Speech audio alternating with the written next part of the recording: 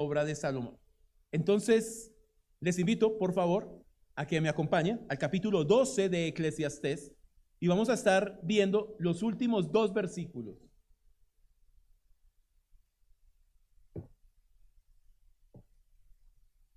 Eclesiastés capítulo 12,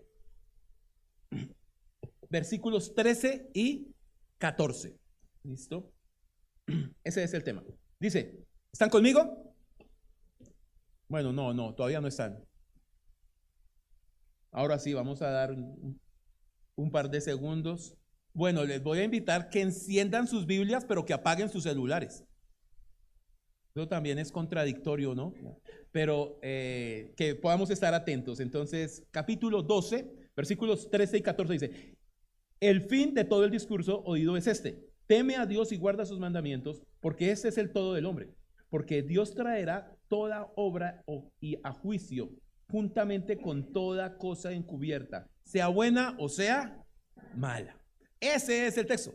Y la nueva traducción viviente, la conclusión es esta. Dice, la Reina Valera dice, el fin de todo el discurso. O sea, él acabado de dar un discurso en todo el capítulo, en todo el libro de Eclesiastés, dice, pero el fin, el propósito, el objetivo, lo que yo he tratado de decirles, lo que quiero que ustedes entiendan es esto, punto. Lo resume todo en 2 versículos.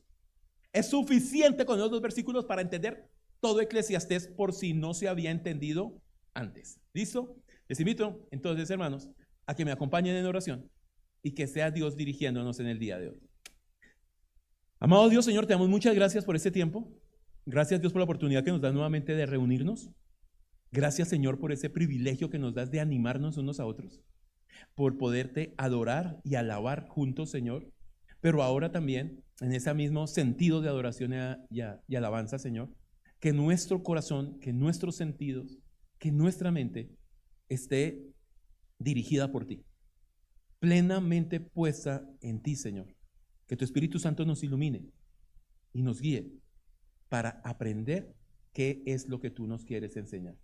Te alabamos, Dios. Gracias, porque ese es tu propósito siempre, hablarnos y que nosotros podamos poner en práctica lo que tú tienes para cada uno. Gracias, Dios, por este tiempo. En el nombre de Jesús. Amén. Bueno, entonces, a lo largo de estos 14 meses, como ya les decía, hemos visto ese tema de la vida y obra de Salomón. Permítanme hacer un pequeño resumen de qué hemos visto hasta acá. Desde el primero vimos su vida, que está narrada en los primeros 11 capítulos del libro de Reyes. Cuando volvamos a estudiar el Antiguo Testamento, cuando volvamos, no sé, por allá en un par de años, que volvamos al Antiguo Testamento, vamos a arrancar, adivine desde dónde. Desde el capítulo 12, viendo los libros el libro de los reyes, ¿no? Ahí vamos. Pero nosotros vimos en este caso hasta el capítulo 11, que nos enseña la vida de Salomón. ¿Y qué vimos dentro de esa vida de Salomón? Primero vimos desde su nacimiento, ¿no? Cómo fue que sus padres, tanto David como Betsabé, después de nacer este matrimonio de un adulterio, Dios en su gracia, aunque su primer hijo lo pierden, en su gracia permite que el siguiente hijo sea el que él ha escogido. Y lo ha llamado a que sea el siguiente rey de Israel. Entre todos los hijos de David, porque Salomón no es el primogénito de David, hay varios hijos por delante de Salomón, pero Dios ha elegido que su siguiente rey sea Salomón. Entonces lo llamó, lo eligió en medio de todas esas circunstancias. Cuando leímos el capítulo 1 del primer libro de Reyes, nos dimos cuenta cómo hubo esa puja por el reinado, ¿no? Estaba Adonías queriéndose adueñar del reinado, ¿no? Y queriendo dar como un golpe de estado, pero finalmente David y el profeta Natán y Betsabé nombran a Salomón como rey, y Salomón tiene que terminar matando a su hermano porque él sigue queriendo ser el rey, usurpando ese lugar. Así empieza ese reinado, pero también continúa con un hombre que tiene temor a Dios. O sea, Salomón en el principio es un hombre que tiene temor a Dios. De hecho, cuando Dios le dice, ¿qué quieres que te conceda? Lo que Salomón pide es, ¿qué es lo que pide? Pero ¿por qué pide sabiduría? Para guiar el pueblo. Señor, dame sabiduría para guiar tu pueblo que es tan grande y tan especial. ¿No? Ahí ve uno la humildad. Dese cuenta que Dios le dice, porque no has pedido riquezas para ti, porque no has pedido cosas para ti, porque no has pedido que te quite tus enemigos, ya has pedido sabiduría, te la voy a conceder toda. Y eso le gustó a Dios. Y enseguida vimos su pasión por construir el templo, su pasión por no solamente construirlo, sino consagrarlo en esa oración tan especial que él hace por allá, capítulo 8, capítulo 9, ¿no? Cuando él dice, oh Señor, este es un edificio. ¿Cómo vas a morar tú acá? Siendo tú tan grande, el Señor de todo el universo, ¿cómo vas a morar tú acá? Él mostrando la grandeza de Dios, pero también esa consagración. Y llegando hasta el esplendor, hasta la mayor de las brillantez del pueblo de Israel, ¿no? La mayor brillantez se vivió en ese momento de Salomón. Pero también vimos su decadencia y cómo terminó él apartándose de Dios. Si quieren, acompáñenme por favor al primer libro de Reyes, ahí en el capítulo 11, en esos versículos tan tristes que le dice, el capítulo 11, versículo 9, dice, y se enojó Jehová contra Salomón, por cuanto su corazón se había apartado de Jehová, Dios de Israel, que le había aparecido 2 veces. O sea, cara a cara estuvo con él, y le había mandado acerca de esto, que no siguiese a dioses ajenos, mas él no guardó lo que Dios le mandó. Y vimos también entonces su decadencia, su esplendor y su decadencia. Cuando vamos a retomar otra vez el Antiguo Testamento, vamos a ver cómo el reino de ahí en adelante se divide y empieza la decadencia terrible hasta terminar en esclavitud con los asirios y con los babilonios. Pero también esa fue su vida. Pero en el medio de su vida él hizo una obra, construyó, escribió, y Dios le delegó una obra. Entre esas, algunos salmos, el libro de Proverbios, el libro de Cantares y el libro de Eclesiastés. Y vimos sus salmos, los que él compuso, que por lo menos se le adjudican a él, el Salmo 72, el Salmo 127, los Proverbios, que son principios que él enseña de un padre a un hijo, ¿no? Lo transmite y quiere enseñar y que se lleve eso. Después vimos el libro de Cantar de los Cantares, un cántico, por eso se llama el Cantar de los Cantares, ¿no? El cántico de los cánticos, ¿no? Que él escribió entre muchos, pero lo quiso dejar registrado Dios en la Biblia para enseñarnos sobre la relación de pareja, sobre el amor realmente válido entre 2 personas, entre hombre y mujer, en este caso. Y cómo no es natural, apasionado, romántico, pero también con una responsabilidad puntual. Y por último, vimos el libro de Eclesiastés, que es el libro que estamos terminando hoy. Y el libro de Eclesiastés nos narra en todos estos capítulos que hemos leído cómo es la vida debajo del sol. La vida debajo, cómo se vive la vida debajo del sol sin Dios. Vivir la vida acá sin Dios, a lo que concluye Salomón, es vanidad de vanidades. Es perseguir el viento. Si tú vivas la vida sin Dios para conseguir dinero, cuando lo consigas te vas a dar cuenta que en eso no estaba la felicidad. Si vives la vida sin Dios para lograr hacer logros profesionales, después te va a dar cuenta que eso no te va a encontrar en eso no vas a encontrar la felicidad, ni en las riquezas, ni en las mujeres, ni en los placeres, ni en las cosas de este mundo. Ahí no vas a encontrar lo que tú necesitas. Entonces el libro concluye de una manera genial y especial. Dice: el fin de todo discurso oído es este: teme a Dios y guarda sus mandamientos, porque es el todo del hombre. Y ese es el título de la enseñanza del día de hoy: el todo del hombre. Lo que vamos a ver hoy es la necesidad. Ese es el todo del hombre. Imagínate, ¿no? Imagínate, si Dios no existe como lo quieren ver algunos, si no hay moral, si venimos del mono, si es fruto de evolución y de una serie de cosas maravillosas que han pasado, si eso es fruto, entonces ¿qué rige la moral? ¿Qué rige los principios? Si eso es así, es igual matar que servir. ¿Qué hace la diferencia? ¿Dónde queda la moral? Por eso, aun cuando todos los evolucionistas hablan de esto, terminan tomando prestado la moral del cristianismo, porque ahí es donde hay moral, ahí es donde hay principios. Sino, ¿bajo qué moral viven cualquier otra ecosistema? ¿Qué moral vive en el mar? ¿O qué moral viven los animales terrestres? No hay moral. La moral finalmente la tiene que tomar prestada del cristianismo, de Dios, porque no habría otra forma. Entonces lo que Salomón nos va a terminar diciendo es que el hombre, la vida sin el hombre, sin Dios, no tiene sentido. Mire, yo tengo este esfero. Todos sabemos para qué fue diseñado un esfero, ¿verdad? Pero este esfero, además de, puede ser decorativo, puede ser publicitario, ¿no? Puede ser un artículo de publicidad, puede ser un artículo decorativo, puede ser un artículo desestresante, ¿no? Lo puedes usar hasta para sacarse la cera de los oídos si quiere, ¿no? Y todo esto son usos que puede tener este esfero. Pero ¿para qué fue diseñado el esfero? Para escribir. Si este esfero no tuviera mina, pues no era esfero. Y eso es lo que pasa con el hombre. El hombre puede hacer muchas cosas en esta vida, ¿lo cree? Todo lo que quiera. Puede hacer todo lo que quiera en esta vida. Puede conseguir los logros que quiera en esta vida. Pero si no tiene un encuentro con Dios, es como tener un reloj como este que no me da la hora. Me toca estar mirando ya.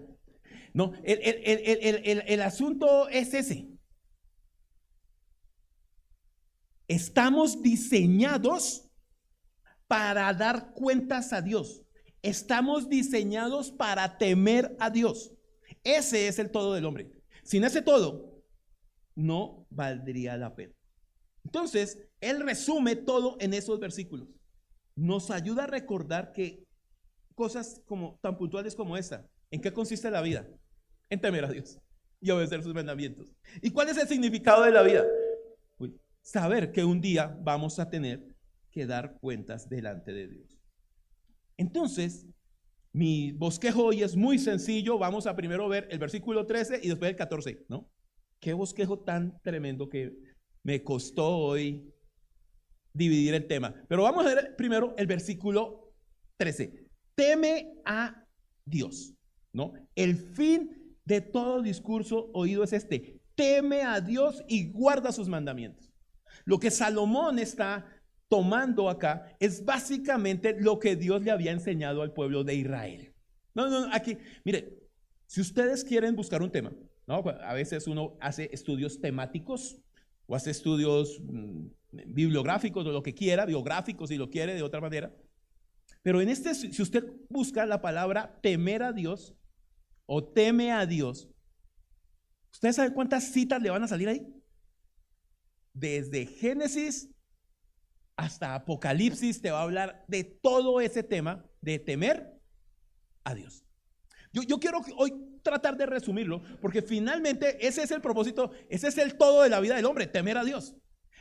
Cuando el pueblo de Israel, después de salir de la esclavitud de Egipto, iba a entrar a la tierra prometida, lo que Dios le dice es lo siguiente en Deuteronomio, ese lo conocemos como la gran Shema o el gran mandamiento. Entra en el capítulo, antes de entrar dice capítulo 6, versículos 1 y 2 de Deuteronomio. Esos son los mandatos, los decretos y las ordenanzas que el Señor tu Dios me encargó que te enseñara. Obedécelos cuando llegues a la tierra donde estás a punto de entrar y que vas a poseer. Tú, tus hijos y tus nietos teman al Señor. ¿Cuál es el mandato? ¿Cuál es el principio? Para todos, temer a Dios. Tú, tus hijos y tus nietos teman al Señor, su Dios, durante toda la vida. Y va de la mano con lo que acabo de decir Salomón: teme a Dios y obedece los mandamientos. Y dice el versículo: si obedeces todos los decretos y los mandatos del Señor, disfrutarás de una larga vida. ¿Era complejo? ¿Era difícil? ¿O sencillamente esto es sencillo y fácil de entender? Bueno, yo creo que hice una pregunta muy difícil. Pero ¿es difícil de entender esto? No, es difícil de aceptar muchas veces, pero no de entender. El Señor está diciendo: tú teme a Dios, obedezca mis mandamientos y te va a ir como. Ahora, ese es lo que a nosotros nos cuesta creer. Salomón termina el libro de Eclesiastés diciendo que ese es el todo de Dios, del hombre, pero también recuerde que él escribió proverbios y los proverbios empiezan de la misma manera, ¿se acuerdan? Capítulo 1, versículo 7. Ese es el principio de la sabiduría. ¿Cuál es? El principio de la sabiduría es temer a Dios. Otra vez, Salomón está enfocado a eso. Dios, teme a Dios, es un llamado que nos pone a nosotros en nuestro lugar. Mire, cuando nosotros obedecemos ese principio de temer a Dios, todas las cosas se organizan automáticamente. Cuando tú le das la prioridad a Dios en tu vida, Dios te va a dirigir a cómo organizar el resto de tus prioridades. El punto es cuando Dios no está en el primer lugar. Cuando lo primero no es temer a Dios, adivine qué se le va a volver un sancocho. Todo. Tus relaciones personales, tus finanzas, tu hogar, todo se te va a trastocar cuando tú no pones en primer lugar el temor. Recuerden, el todo del hombre. O sea, Salomón no está, aquí no lo está diciendo cualquier persona, lo está diciendo la persona más inteligente, sabia y capaz que ha vivido en este mundo. Y él está diciendo, después de vivir todo lo que vivió, porque Salomón, como ya lo vimos, tuvo todas las experiencias que quiso, pero él termina diciendo, ese es el todo del hombre. Cuando nosotros damos el primer lugar a Dios, las otras cosas se organizan. Dice un escritor lo siguiente: la peregrinación en este mundo, ¿no? La peregrinación en este mundo de cada hombre debe ir en esa dirección. Comenzamos en la vanidad y nunca sabemos a la perfección que somos vanos hasta que llegamos al conocimiento del temor a Dios y guardar sus mandamientos. Y me gusta como dice, comenzamos en la vanidad, porque todos los que estamos acá hemos comenzado ¿dónde? ¿Por qué razón? Porque todos nacemos apartados de Dios. Entonces todos hemos caminado en la vanidad y nosotros solo nos damos cuenta que toda la vida ha sido vana cuando conocemos el temor a Dios. ¿O me pasó solo a mí? Es cierto que nos damos cuenta y dice, ¿para dónde íbamos? O sea, ¿cuál era el sentido? Hasta que Dios nos despierta y nos dice, mira, este es el sentido de la vida.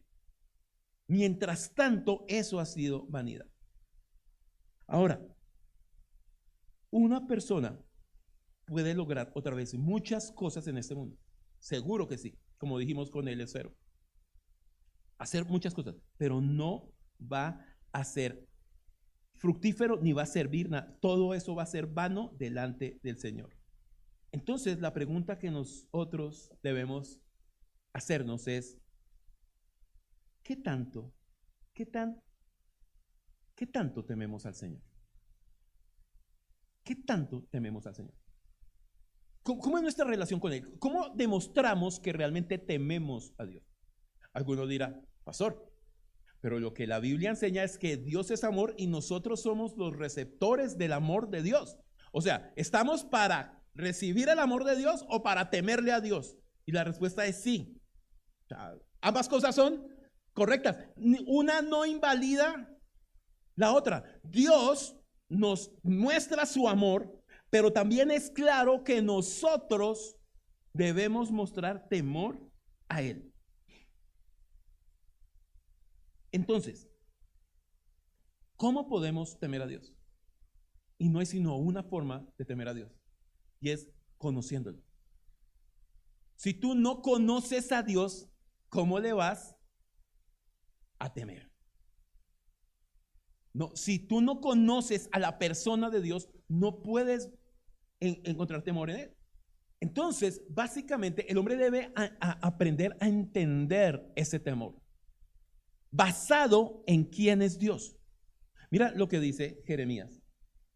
Les invito que vamos a ver muchas citas hoy, porque el tema es bastante amplio. Pero mira lo que dice Jeremías acerca de este asunto en el capítulo 10. Jeremías capítulo 10, versículo 7. Dice lo siguiente: ¿quién no te temerá, oh Rey de las naciones? Ese título te pertenece solo a ti. Entre todos los sabios de la tierra y en todos los reinos del mundo, no hay nadie como tú. Ahora, si usted tuviera que subrayar lo más importante de ese versículo, ¿cuál sería para ti las palabras claves? Lo leo otra vez en la nueva traducción viviente. ¿Quién no te temería, oh Rey de las naciones? Ese título te pertenece solo a ti. Entre todos los sabios de la tierra y en todos los reinos del mundo, no hay nadie como tú. Y lo que nos quiere decir aquí básicamente son un par de cosas nomás. Primero es que Él es el Rey de todas las naciones y que ese título le pertenece solo a Él. Por lo tanto, lo primero que nos dice que por lo cual debemos nosotros temer a Dios es porque Él es digno de ser temido. Él es digno porque Él es el Rey y no hay nadie como Él. Pero continúa diciendo, y en todos los reinos del mundo no hay nadie como tú. O sea, Él es digno, pero también le tememos por lo que Él es como tal. Él es digno de temerle, pero también su nombre es digno de temerle. Por esa razón es que nosotros debemos temer a Dios. Pero el punto es que ¿qué tanto lo conocemos? Porque ahí está la frase, ahí está dicha, ahí está el versículo, ahí está la condición. Pero ¿qué tanto nosotros nos preocupamos por conocer a Dios? ¿Qué viene a sus mentes cuando se nombra la palabra teología?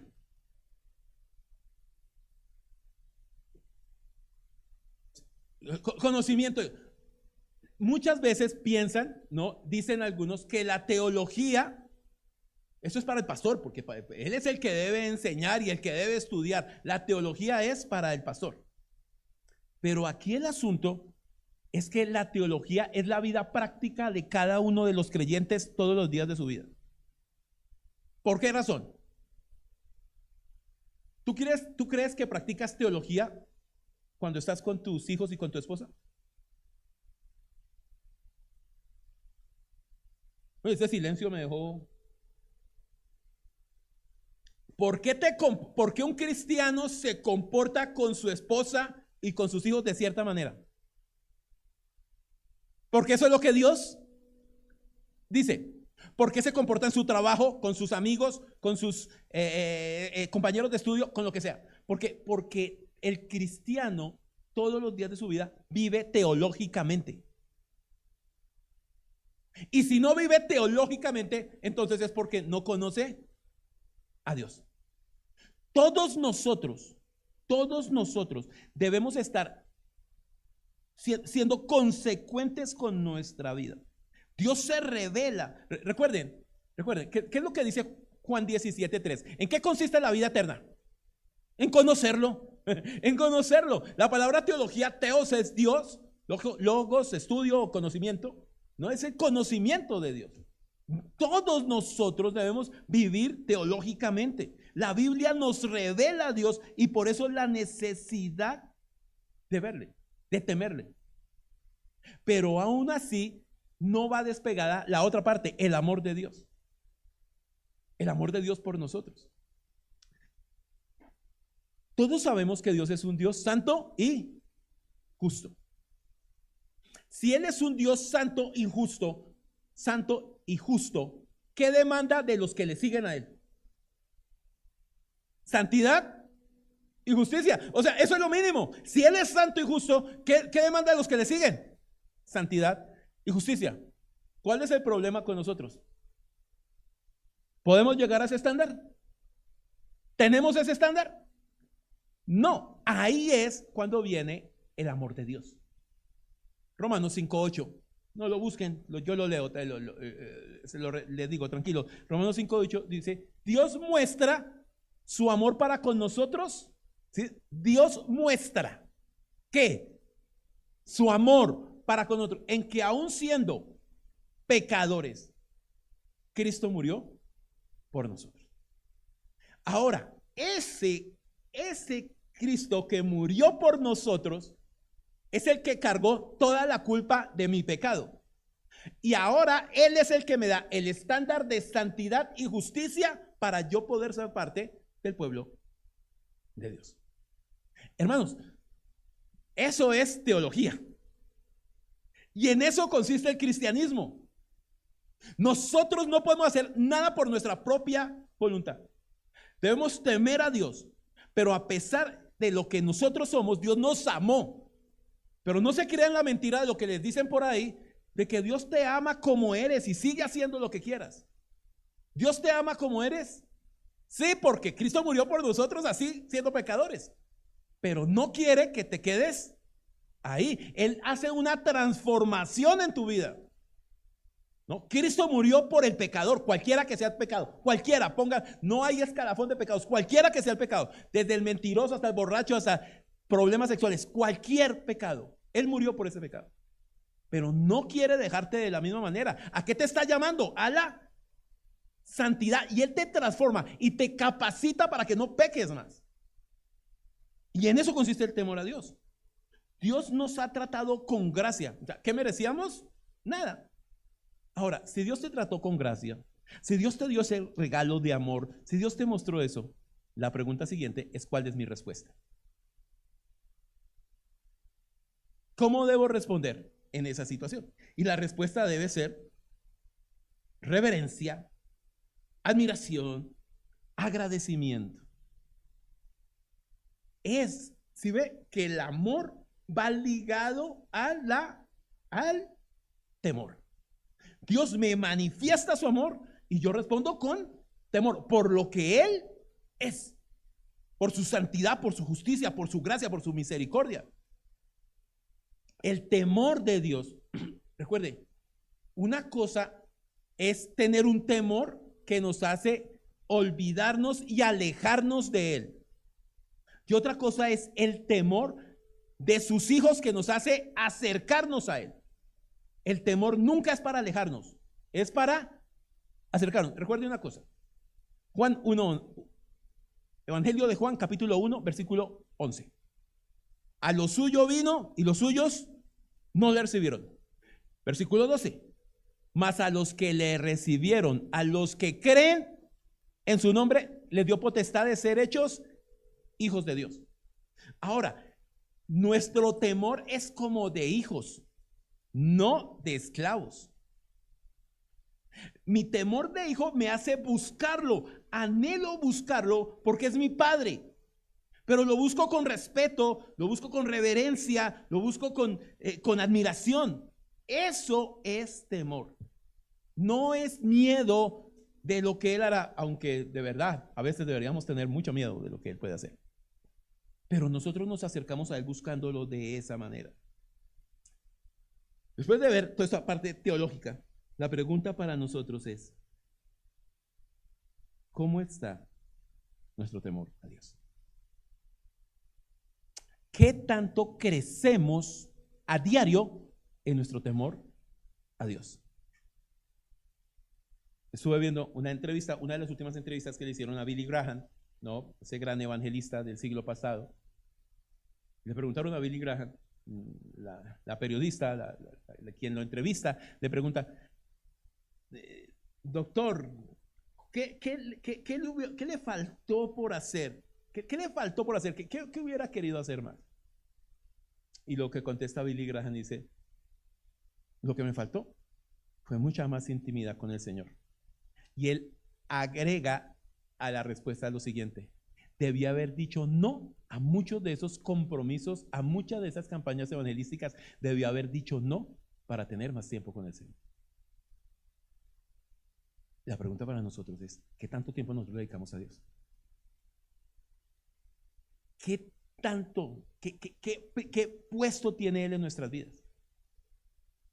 Mira cómo lo dice David. Y quiero que reflexionemos. No tengo tanto tiempo, pero los voy a dejar 20 segundos. Salmo 27. Salmo 27, versículo 4.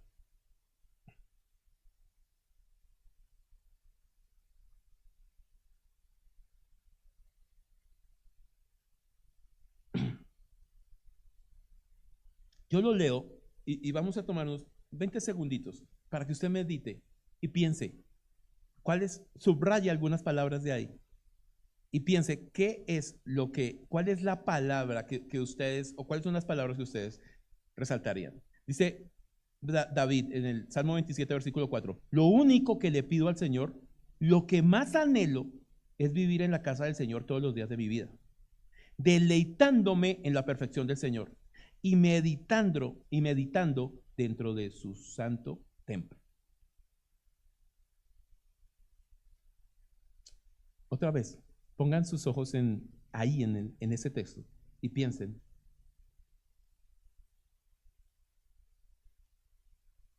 Examínense. Pónganse una nota. En ese sentir de David, como dice ahí, de anhelar a Dios, de meditar en Dios, de deleitarse en Dios, de 1 a 10, ¿cuánto sería tu nota hoy? No me la digan, ni eso yo no lo voy a calificar, tranquilos. Pero es una cuestión personal. ¿Qué tanto me deleito? ¿Qué tanto contemplo? ¿Qué tanto yo anhelo estar con Dios? Cada día de mi vida, cada instante. ¿Es mi prioridad? ¿Es lo que quiero? ¿Es lo que busco?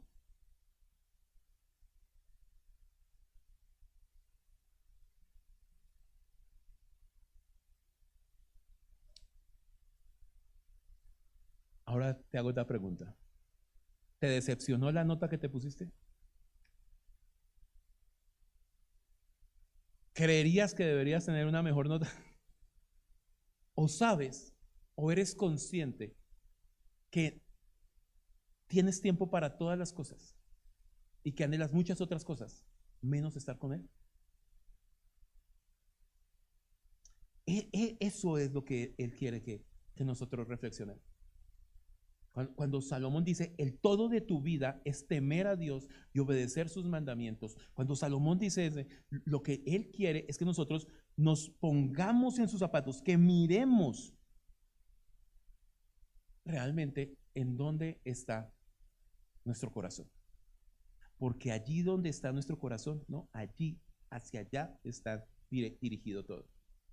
Permítame decir solo 4 cositas de cómo uno puede crecer en temor a Dios. Porque yo sé que todos anhelamos crecer. Hermanos, eso que les estoy diciendo a ustedes fue lo que primero pensé yo toda la semana. Mirándome a mí, al pastor de esta congregación. ¿Qué tanto yo anhelo al Señor? ¿Qué tanto yo me deleito en Él? ¿Qué tanto yo deseo estar en Él? Porque a mí también se me pudo volver una costumbre subirme cada domingo a dar un mensaje. A mí también se me puede volver rutinario. Y lo puedo hacer con todo el deseo de mi corazón y hacerlo bien. Pero también puede ser una rutina. 4 punticos para poder crecer en el temor del Señor. Primero, debe haber intencionalidad. ¿No? Debe haber intencionalidad. Debe haber dedicación. Debes apartar un tiempo para eso. O sea, no hay una excusa para decir, es que no tengo tiempo para ver al Señor. Si tú te levantas a las 5 de la mañana, te puedes levantar a las 4:45. Si es a las 10, a las 9:45. O sea, no hay disculpa para eso. Segundo, debe haber intencionalidad. Segundo, debe haber profundidad también de alimentarnos de su palabra.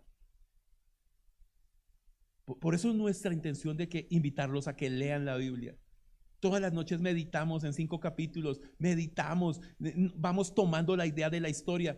Mire, yo particularmente he leído la Biblia, yo creo que alrededor de unas 10 veces, como iglesia acá la hemos leído por lo menos ya 3 años seguidos, y en este año en lo que va. Pero me aterra ver todo lo nuevo que hay cada que uno la lee. Y todo lo que uno nunca ha visto, pero que en un versículo puede florecer. Y me lleva a interrogarme y a examinar la lectura. Tercero, otra cosa que es importante para el crecimiento en temer a Dios, el involucrarnos con los hermanos, ya sea en el servicio, ya sea en la oración, ya sea en la amistad, pero involucrarnos. ¿Cuántas veces la palabra unos a otros otra vez aparece en la Biblia? Animaos unos a otros, fortaleceos unos a otros, oren unos por los otros, ayúdense unos con los otros, llévense las cargas unos con otros. O sea, el cristianismo, el temor a Dios no está diseñado para que yo viva apartado. Necesitas esa parte. Y cuarto, perdón. Yo creo que lo más importante es, otra vez, cuánto tiempo tú dedicas a la oración. Y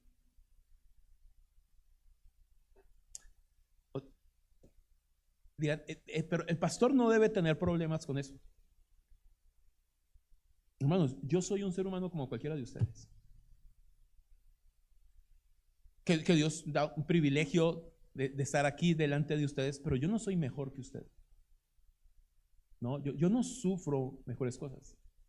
Esta semana fue muy frustrante. Cuando otra vez el tema era muy amplio, el temor a Dios es muy amplio, es un tema muy amplio, pero era frustrante examinarme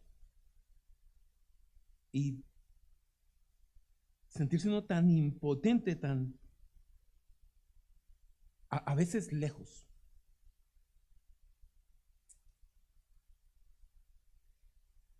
Yo espero que ustedes no sientan lo mismo que yo sentí. Pero, hermanos, de verdad, ¿cuánto nos hace falta nuestra intencionalidad, nuestra profundidad y nuestra oración y compartir con los hermanos? Que Dios nos guíe. Esa es la única forma de temer a Dios.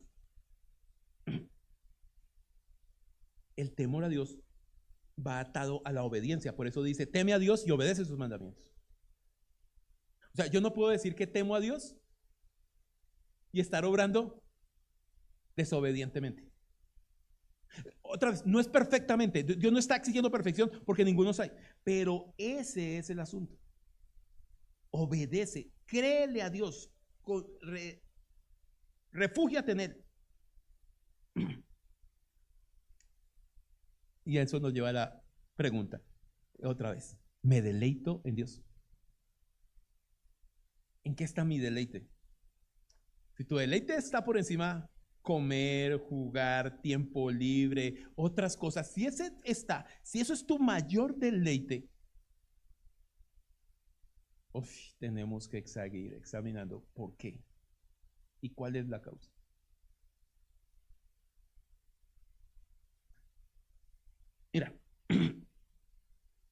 Mira cómo lo dice David en otro salmo, Salmo 63. Salmo 63, versículos del 1 al 3, dice el salmista, dice David aquí, Dios mío, eres tú. De madrugada te buscaré, mi alma tiene sed de ti, mi carne te anhela. Si se dan cuenta otra vez en que está enfocado en el anhelo. En tierra seca y árida donde no hay aguas. Mire, eso es lo que David está describiendo. Esa es la vida aquí debajo del sol. Esa es la vida que tú y yo tenemos aquí. Esta es una vida, este es un mundo árido, desértico. frustrante en muchas áreas, desanimador en muchas otras. Pero él dice, para ver tu poder y tu gloria, así como te he mirado en el santuario, porque mejor es tu misericordia que la vida, y mis labios te alabarán. Ahora, ¿qué lleva a David a terminar alabando a Dios? Y la respuesta es sencilla, sus atributos. Mira lo que dice, para ver tu poder, tu gloria, porque tu misericordia me da la vida. Mis labios te alabarán. Ahora, tú puedes ver, ¿no? En la nueva traducción viviente, tu amor inagotable, dice en la nueva traducción viviente. Pero si se dan cuenta, es cuando conocemos, cuando vemos a Dios como Él es realmente, que eso nos lleva a temerle y a adorarle. Si no conocemos a Dios de esa manera, no vamos a poder temerle.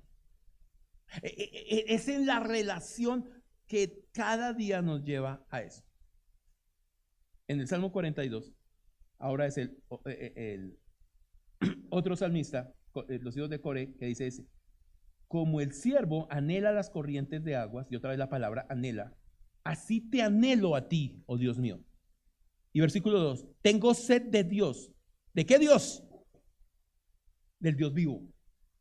Otra vez, es el atributo de Dios, es lo que Él es, lo que me lleva a adorarlo, lo que me lleva a anhelarlo, lo que me lleva a meditar y a descansar y reposar en Él. Hermanos, no hay otra manera de temer a Dios que no sea buscándolo y conociéndolo. El temor a Dios, glorificarle y deleitarse en Él están estrechamente entrelazados que no podemos separarlos. O sea, las tres cosas, temor a Dios, glorificarlo y deleitarse en Él, es una sola cosa. Si separamos una de la otra, no podemos hacerlo. Y por eso es lo que nos lleva a poder realmente rendirnos a Él. Mire, ahora los llevo a otro texto que conocemos muy bien. Mira lo que dice Isaías 29:13. Seguramente no lo saben de memoria algunos, pero cuando lo leamos sabemos de qué estaba hablando el Señor. Lo voy a leer en la nueva traducción viviente. Isaías 29:13. Es un texto que este pueblo de labios me honra. Así que el Señor dice, este pueblo dice que me pertenece, me honra con sus labios, pero su corazón ¿qué? Está lejos de mí. Pero ahí no termina. Y la adoración que me dirige no es más que reglas humanas aprendidas de memoria. ¿Cuántos se saben la canción Por encima del sol? De memoria. No, eso no tiene ningún problema, ojalá no la sepamos. Pero que cuando la estemos cantando acá, yo les he dicho al grupo de alabanza, recuerden que es su adoración. La responsabilidad de ellos no es la adoración de ustedes, la responsabilidad de ellos es la adoración de ellos.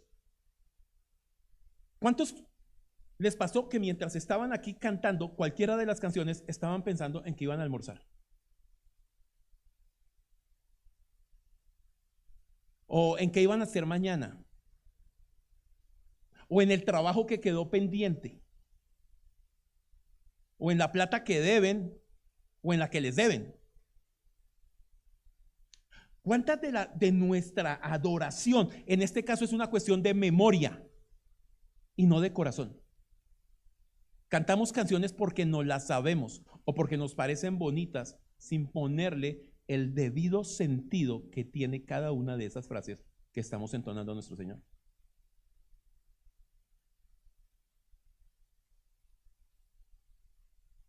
O peor aún, ¿cuántos pensamos que la alabanza no es tan importante, que lo importante es la predicación?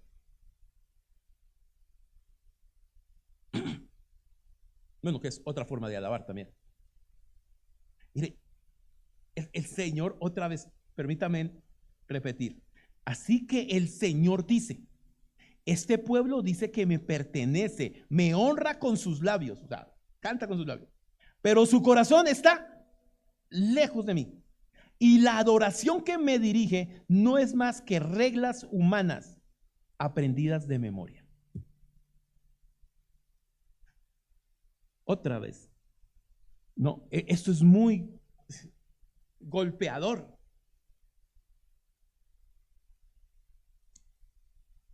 Y nos invita a tener una tremenda responsabilidad con cada una de las cosas que hacemos.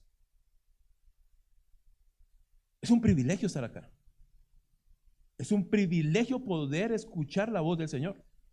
Es un privilegio poder servirle a los que están aquí dirigiendo, cualquiera de los que están acá.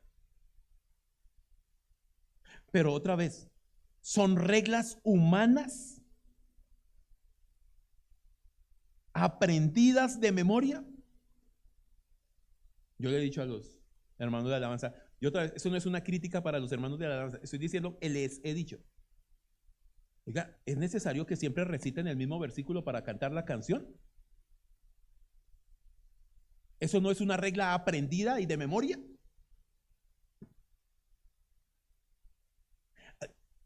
Eso no está mal. No, quiero que me entiendan, eso no es lo que está mal. El asunto es de dónde están haciendo cada una de las cosas que nosotros hacemos. ¿De lo aprendido, de la memoria o del corazón? ¿A qué Dios te dirige cada cosa?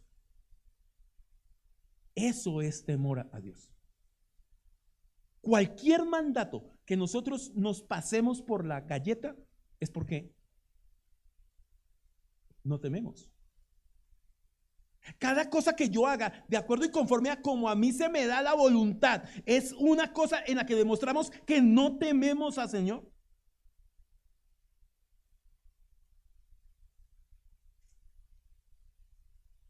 Yo estoy en la misma condición de ustedes, hermanos. Lo voy a repetir las veces que sea necesario. Pero también, tal vez con más responsabilidad que ustedes, porque es que estoy encargado de enseñar casos. Y no me puedo guardar cada una de esas cosas, porque es para el crecimiento. La tarea de un pastor es alimentar a su rebaño. Este no parece un mensaje tan motivador. No, más bien es como que, bueno, el pastor que tuvo una mala semana y se vino a desquitar con nosotros. Pero el asunto es que a eso nos llama el Señor. A rendirnos delante de Él. A que revisemos cada una de nuestras cosas. Dice otro escritor, que nuestro temor a Dios no provenga de tradiciones aprendidas a través de los años, sino de profundizar en su búsqueda cada día, de contemplar su hermosura y de inquirir, meditar en su presencia.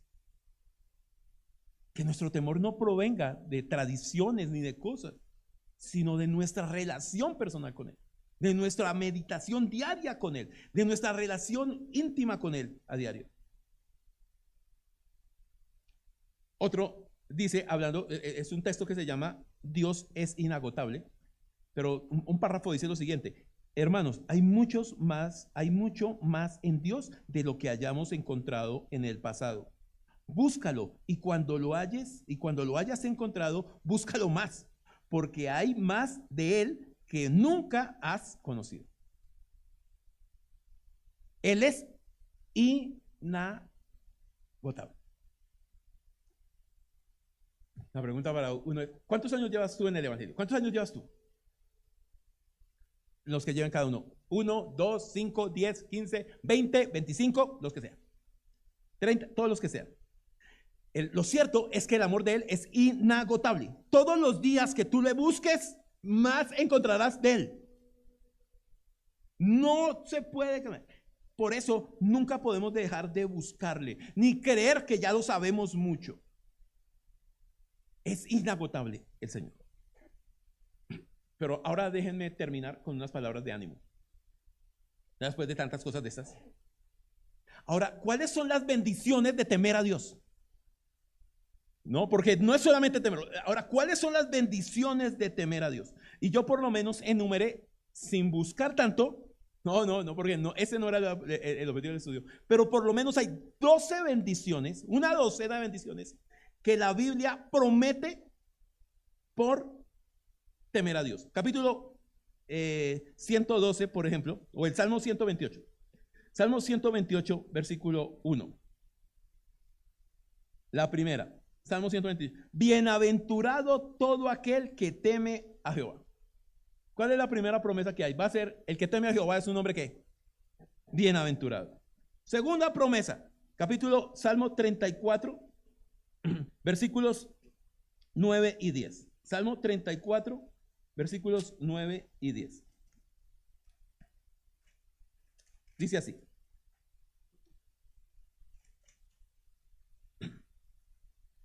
Temed a Jehová, vosotros sus santos, pues nada falta a los que le temen. ¿Qué promete ahora el Señor? Provisión.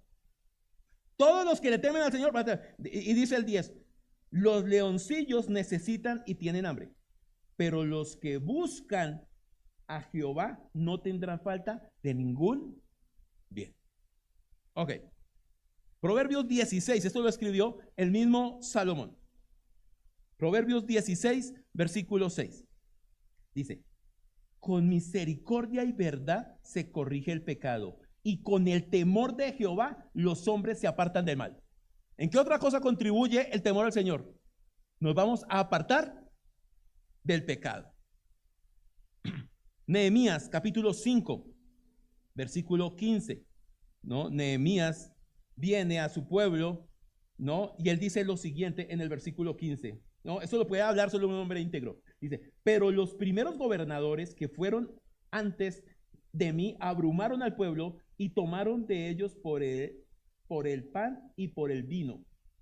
Sus criados se enseñoreaban del pueblo, pero yo no hice así a causa del temor a Dios.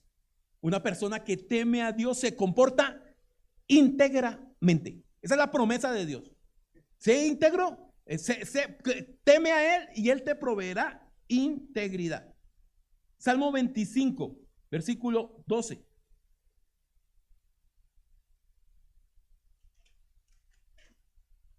Dice lo siguiente: ¿quién es el hombre que teme a Jehová? Es una pregunta. ¿Quién es el hombre que teme a Jehová? Él le enseñará el camino de lo que ha de escoger. ¿Necesitas guía para tu vida? ¿Necesitas tomar decisiones importantes? Dios promete ser tu guía. ¿Qué es lo único que tienes que hacer? Teme a Él. Proverbios 22, 14. Aquí nosotros no enseñamos prosperidad en la congregación. Nunca ha sido ese no es el evangelio, no es la prosperidad. Pero tampoco vamos a negar lo que la Biblia dice. Dice en el 22:4, perdón.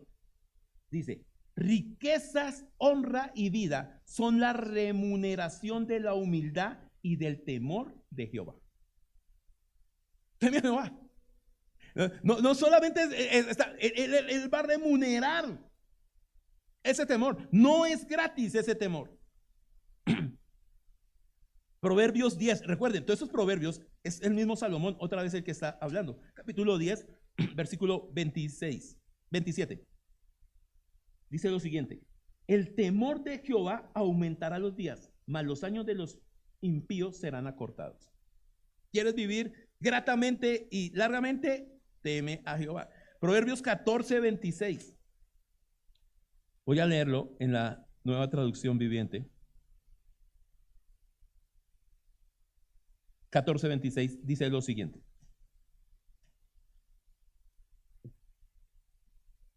los que temen al Señor están seguros. Él será un refugio para sus hijos. Los que temen al Señor estarán seguros. Él será un refugio para sus hijos. Mire, hermanos, esto no es algo que le provocó decir al pastor. Esto es las promesas que el Señor está haciendo para los que en Él temen. No voy a leer más, pero les voy a invitar a que busquen Proverbios 9:10. Él asegura para los que te temen a Él sabiduría e inteligencia. Salmo 33, versículos 16 al 18. Él garantiza para los que le creen, los que temen en Él, protección. Salmo 34, 7. Él garantiza, promete para los que temen a Él misericordia, gracia y amor. Salmo 145, versículo 19. Él promete salvación, rescate a los que le temen a Él. El temor a Dios produce toda clase de gozo espiritual. Dice el Thomas Watson, ¿no? Este puritano dice: produce toda clase de gozo espiritual. Es la estrella del amanecer que trae la luz del bienestar proveniente de nuestro Salvador. Eso es lo que provee. El todo del hombre radica en reconocer que no somos autónomos. Lo que Salomón nos quiere llevar es que no somos los capitanes de nuestro propio destino. Que si no nos sometemos a Dios, nuestro destino va a estar. Mire, nosotros no tenemos libre albedrío, no es lo que nosotros decidamos hacer. Y esta palabra que dice va a causar mucha controversia, pero tampoco la voy a explicar. Pero no tenemos libre albedrío, nacemos separados de Dios y nuestro albedrío es la muerte. No tenemos libre albedrío, estamos separados de Dios, muertos en nuestros delitos y pecados. No tenemos opción, nosotros no buscamos a Dios. La Biblia dice, capítulo 3 de Romanos, versículos 9 y 10: no hay justo ni aún uno, no hay quien busque a Dios. Leímos Romanos 5:8. Él fue el que se acercó, aún siendo pecadores, Él murió por nosotros. De tal manera amó Dios al mundo que dio a su Hijo, para que todo aquel que en Él cree no se pierda. Nosotros nacemos perdidos, y eso nos lleva al último, a terminar el discurso que dice Salomón ahí en el último versículo, es que porque Dios traerá toda obra a juicio juntamente con toda cosa encubierta, sea buena o sea mala. ¿Cómo termina el libro? Con una voz de juicio. Teme a Dios y obedece los mandamientos, porque todos vamos a terminar delante de un tribunal. No hay escapatoria de eso. Todos. Hebreos capítulo 9, versículo 27. Está establecido para los hombres que mueran una sola vez y después el juicio. Todo termina. Y saben, eso es una excelente noticia. Eso es una excelente noticia. Porque aquí en este mundo, ¿creen que hay gente que se ha burlado de la justicia? ¿Cuántos malvados hay que están libres? Pero cuando llegue la justicia de Dios, todos los que han hecho sus injusticias tendrán que pagarlas. Nadie se puede burlar de Dios. Por eso es una buena noticia, porque si no, este mundo sería una payasada si no hubiera justicia. Si esperamos la justicia de los tribunales y de los árbitros de fútbol, no, mentiras. Y si esperamos esa justicia acá, no, esto sería un fraude total esta vida. Pero un día todo el mundo, cada uno de los seres humanos que ha habitado sobre esta tierra a lo largo de todos los años que ha existido, tendrá que presentarse delante de Dios y todo saldrá a relucir. Nadie se burlará de Dios. De estas leyes acá, muchos se burlan y muchos las manipulan y muchos se burlan de nosotros. Pero ante Dios, nadie. Y por eso esa es la buena noticia. Todos terminaremos delante de un juicio. Se me acabó el tiempo. Permítame concluir solo diciendo un par de cosas acerca de este apasionante estudio que hemos tenido durante estos últimos 14 meses de Salomón. Salomón fue el rey más glorioso de Israel. Salomón fue el hombre más sabio que ha existido en este mundo. Salomón fue el hombre que Dios le permitió disfrutar los placeres que hay en este mundo. Salomón fue la persona tal vez más integral en conocimiento que ha habido en este mundo. Ingeniero, arquitecto, escritor, poeta, en fin, todo lo que quiera. Salomón fue la persona a la que Dios decidió depositarle todos los dones. Salomón fue tal vez el mayor de los escritores de sabiduría de la Biblia. Pero con todo y eso, Salomón está diciendo, él también necesitaba un Salvador. Y si lo necesitaba Salomón, ¿cuánto lo necesitamos tú y yo? Él mismo, con todo lo que conocía, con todo lo que aprendió, no se podía salvar a sí mismo. Por eso el fin de todo este discurso, como dice Salomón, es que teme a Dios y obedece sus mandamientos, porque vas a terminar en un tribunal. ¿Y cómo te vas a presentar delante de ese tribunal? Por eso la invitación final es, ven a Cristo. Reconócelo como el único y suficiente Salvador. Si tú no vienes a Cristo, tu condenación está garantizada. Porque cuando venga el juicio y vengan todos tus pecados delante de ti, lo único que vas a recibir es la justicia de Dios. Y la justicia de Dios es paga por el pecado, es muerte, condenación. Tú tienes solo dos opciones en ese día de juicio: o recibes la justicia del Señor o recibes la gracia del Señor. Y la gracia del Señor tiene solo un nombre y se llama Jesucristo. Él vino a pagar por ti. Ven a Cristo, reconócele como el único y suficiente Salvador. Ven a Él, reconócele, arrepiéntete de tus pecados y Él te salvará. Eso es el discurso final de lo que Salomón nos quiso transmitir en todo este tiempo. Que el Señor tenga piedad de nosotros, que el Señor nos guíe y que nosotros podamos vivir con temor y obediencia, siendo conscientes que un día estaremos delante de Él en un tribunal. Les invito a que oremos. Amado Señor, te damos muchas gracias por este tiempo. Gracias, Señor, por ese privilegio que nos has dado de poder escuchar tu voz. Gracias por tu palabra, por tu perfecta, santa y eterna palabra, Señor. Gracias por haber usado al rey Salomón para haber escrito estas palabras, Señor, y habernos dejado esta enseñanza que trasciende hasta hoy, Señor. Gracias, Señor, por todo lo que has hecho.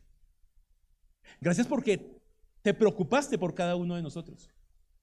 Gracias porque quieres cuidar de cada uno de tus hijos, Señor.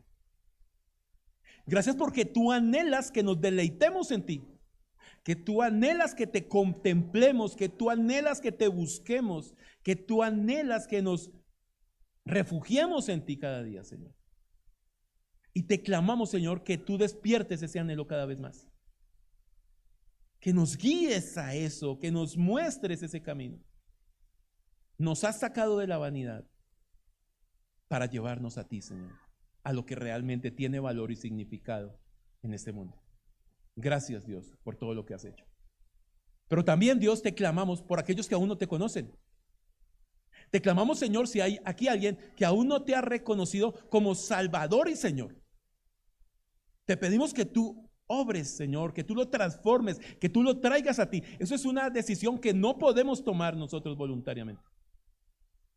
Si tú no cambias nuestro corazón, no podríamos venir a ti, Señor. Si tú no nos convences de nuestro pecado, no podríamos llegar a ti. Pero ahí está tu amor, obrando hoy y cada día, Señor. Gracias, Dios, por este tiempo.